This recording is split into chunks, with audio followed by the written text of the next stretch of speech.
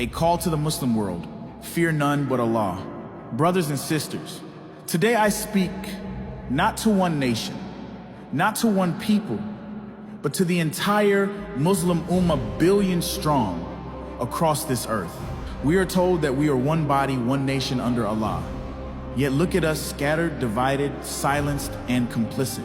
While our brothers and sisters in Palestine are crushed under occupation, while their homes are destroyed and their children buried, we sit behind our borders, afraid to stand against the global system that shields the oppressor. What happened to us? Have we forgotten that a believer fears no one but Allah?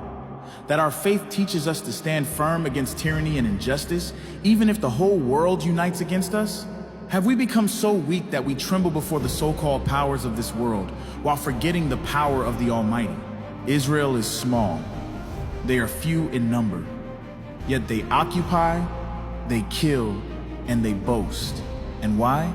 Because the Muslim world, rich in numbers, rich in wealth, rich in resources, chooses fear over faith, silence over unity, cowardice over courage. Do you not see? The oppressor thrives only because the oppressed are abandoned. Palestine bleeds only because we, the Ummah, have turned away. We march for causes that do not belong to us. But when it comes to our own people, to our sacred land, to the place of Al-Aqsa, our voices go quiet. O Muslims, you were not created to bow to anyone but Allah. You were not commanded to divide yourselves by flags and borders drawn by colonizers. You were not placed on this earth to be spectators while your family and faith is slaughtered. Fear Allah alone. Rise above this cowardice. Unite as one nation, not Arab, not Asian, not African, but Muslim. The world counts us as over 1 billion. Yet what is the strength of our number if we remain broken and afraid? The occupation of Palestine will not end with prayers alone. It will not end with statements of condemnation. It will only end when the Muslim world finds its spine again, when we shed our fear of the global powers, and when we stand shoulder to shoulder, united under the banner of justice and the command of Allah. But why have we failed? Why have we fallen so low? It is because our love for this world has overcome our love for Allah and the day after. We chase comfort, wealth, and the approval of nations, while abandoning the duty of defending the oppressed.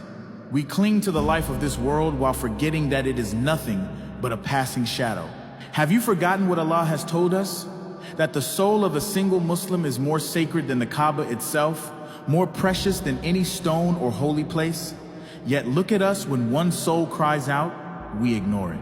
When thousands are crushed, we turn our faces away. We guard buildings, we boast of rituals, but we neglect the blood of our brothers and sisters, though Allah has told us that their worth is greater. And still, millions flock to the Kaaba year after year, pouring their wealth into the hands of a corrupted regime that sells its loyalty to America and Israel.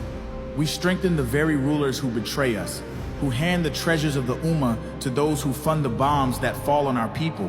We feed their thrones with our money while our brothers and sisters starve, and then wonder why Palestine still bleeds. And look at our condition today. What do we fear? Not Allah, but our leaders. We are afraid to speak, afraid to rise, afraid to disobey those who chain us to silence, though none of them will be able to protect us on the day of judgment. On that day, each of us will be asked, what did you do to defend the innocent? What did you do when your brothers and sisters were slaughtered before your eyes? What answer will we give when our excuses turn to dust? O Ummah, know this. We have become a joke to the world. Once the people of honor and strength, now mocked for our weakness, ridiculed for our disunity, laughed at for our fear, the tyrant tramples upon us and boasts because we have lost faith in Allah and faith in ourselves. And yet, we sit idle. We scroll on our phones. We argue about sex, politics, and leaders, while the innocent are buried under rubble. We care more for our businesses, our cars, our palaces, and our titles than we care for the cries of the orphan and the tears of the widow. Do you not see how shameful this is? Do you not feel the weight of your silence? Every child that dies in Palestine dies a martyr. while every Muslim who sits in silence dies with the burden of betrayal. Every demolished home stands as evidence of our disunity. Every scream in Gaza echoes as a question to us, where is the Ummah? Look at Yemen, a nation so poor, stripped of resources, strangled by war and blockade. They have nothing compared to the wealth of the Gulf or the armies of the powerful. Yet they have stood up with courage against Israel, unafraid, unshaken, their faith stronger than their hunger. They are proving with their actions what it means to be true Muslims, while the rest of the wealthy nations, with all their oil and gold, sit as nothing more than cowards. If the poor and broken can rise, what excuse do the rich and powerful have? Brothers and sisters, the angels record not only our deeds, but our failures. And silence in the face of injustice is the loudest failure of all. We cannot wash our hands clean while blood pours across the land. We cannot cry Ummah in our prayers while living as fractured strangers in reality. Remember this, the oppressor may have weapons, propaganda, and allies, but we have what they will never possess: truth, faith, and the power of Allah. And when the Ummah rises as one, no power on earth can stand against us. So I call upon you, O Muslim leaders, O Muslim nations, O Muslim people, stop being silent. Stop fearing men and start fearing only Allah. Unite, rise, and free Palestine. The time for cowardice is over. The time for unity is now. لا إله إلا الله وحده لا شريك له له الملك وله الحمد وهو على كل شيء قدير